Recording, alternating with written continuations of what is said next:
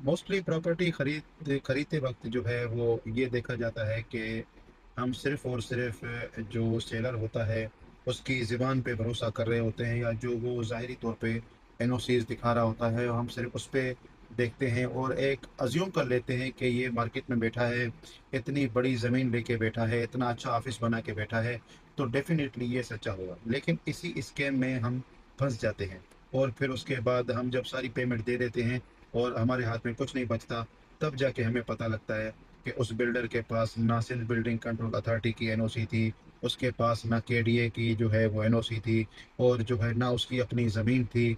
ज़मीन पे भी डिस्प्यूट चल रहे थे कोर्ट में। तो ये मामला सारा चला कैसे और किन-किन इदारों ने, किन-किन लोगों ने इसका साथ दिया, ये स्कैम करने में, जो कि इस वक़्त कराची में एक बड़ा मसला बन चुका है।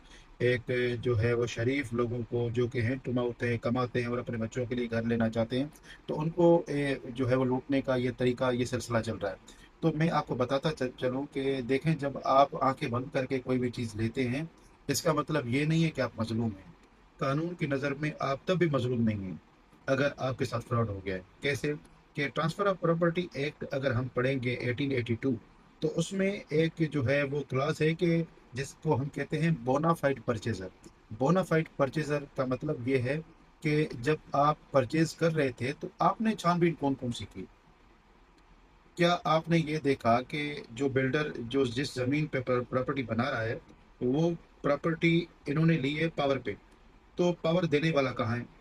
हम उससे मिलना चाहते हैं कि भाई वो कराची में रहते हुए उसने आपको पावर क्यों दी, या उसने पावर पे क्यों बेची? कम से कम एक प्रैक्टिस में आता है कि आप 3 या 4 ट्रांज़ैक्शन जो पिछली हुई हैं, आप उनको वेरीफ़ाई करें। आप उनको डीपली पढ़ें।